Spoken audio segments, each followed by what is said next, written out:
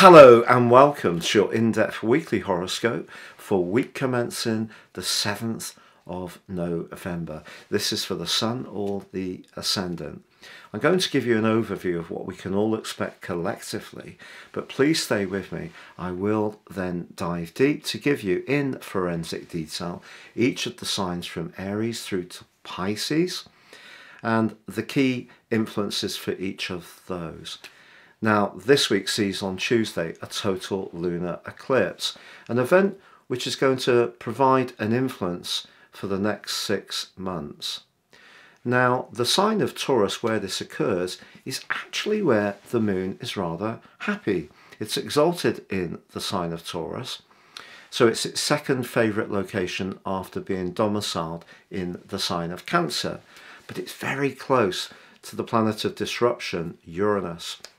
And if you recall, over the last couple of years, Uranus and the planet of restriction, Saturn, in the sign of the collective, Aquarius, have off and on been grating in an attritional and stressful right angle called a square. Now that threads its way through this event. Now, we also have close to the Moon and Uranus, the North Node, a very significant point in terms of our collective destiny. But on the other side of the heavens, we have the Sun, Mercury and Venus all in Scorpio. The significance of the cluster in Taurus, the cluster in Scorpio and the position of Saturn is they're all in fixed signs. Fixed signs prefer continuity. They're happier with knowing how things are, maintaining a degree of stability. So Uranus is pushing us to be more outspoken about our rights in terms of our self-worth. So we're seeing a lot of protest and dissent, but also we're seeing the cost of living crisis, and a lot of that is because the second house of Taurus governs food and food distribution. Now obviously we also have the sign of Taurus being an earth sign, very much about the environment and the cost of utilities to heat our homes, to cook with, to light our homes as well. All these are hot topics. So the way people are relating to the right angle between Uranus and Saturn, and have been over the last couple of years, whether it's big government, big business, individuals, collective associations, such as citizens, finding an outlet through social media, or perhaps union output, is that everybody has a different take on how they want changes to occur. And it's obvious that some kind of reset is occurring, and we need to try to adapt to deal with this, and it's really not easy. Now, concurrent to this, the two rulers of the sign of Scorpio are in conflict, Mars and Pluto. So Pluto's in the part of the horoscope that's to do with wanting to maintain the old world order, so big government, big business. But Mars is in the part of the zodiac which is to do with how we think and articulate our ideas, but it's now in retrograde. But they're not on good terms. So this adds to the strident mix that's bubbling up. Also, Mars is in a right angle to Neptune, the planet of dreams and the ephemeral world. And this is creating a lot of illusions, a lot of dishonesty, quite honestly. And we're finding that more and more stories about corruption and dishonesty, particularly around money and people looking out for their friends when they have influence, or we're also seeing sexual impropriety. A lot of stories are coming to the open. So all of this is going to be quite a feature over the next 6 months.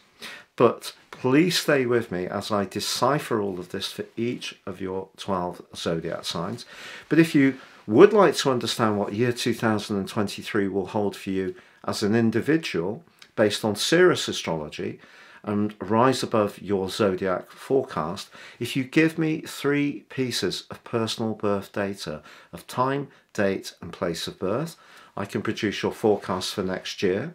And in my special package, you get the rest of this year free, and also your life roadmap, your character analysis, which helps you to understand some of the patterns that have repeated themselves, perhaps more difficult energies, but also help you to have greater understanding of your opportunities.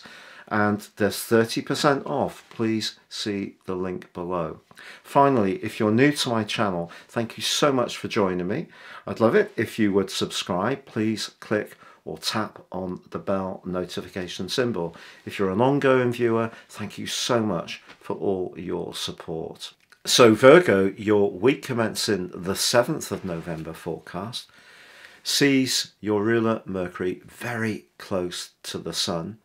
And of course Venus is also in the mix too on this total lunar eclipse, which is stimulating the eclipse itself on your 9th house, which is about the need for change.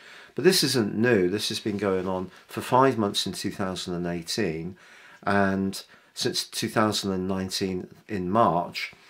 It depends where your Sun is and other personal planets which may be in Virgo, but Uranus has been pushing you to try different things, and if you have, you've probably got a great deal of a buzz off pushing the envelope and being more daring.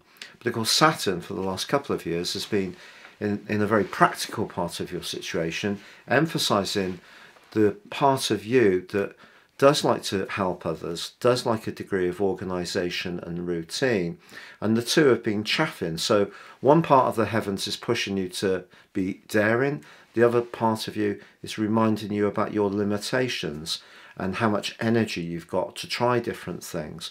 And that all really comes up to the boil this week. The 9th, 3rd house opposition between the eclipse and the position of Mercury, your ruler, the Sun and Venus. They're in the 3rd house, and you know, they can give you a great opportunity to express yourself with a lot of enthusiasm.